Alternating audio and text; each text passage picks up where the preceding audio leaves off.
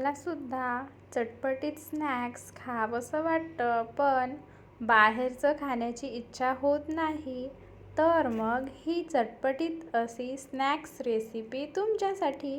तर 1 वाटी दही घेतलं, साखर आणि चवीनुसार मीठ घालून मस्त असं फेटून घेतलं.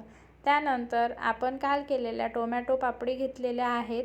याची डिटेल रेसिपी मी डिस्क्रिप्शन बॉक्समध्ये देईल.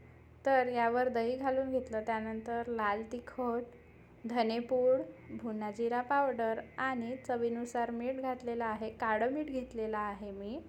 बारीक चिरलेला कांदा, टोमॅटो, आमचूर पावडर घेतलेला आहे, काकडी घेतलेली आहे आणि किसलेलं बीट घेतलेलं आहे. त्यानंतर बारीक शेव घेतलेली आहे, त्यावर मस्त पेरून घेतली आणि बघा आपलं चटपटीत असं स्नॅक्स तयार झालेलं आहे. तेही एकदम स्ट्रीट स्टाईल, पण खूपच हेल्दी.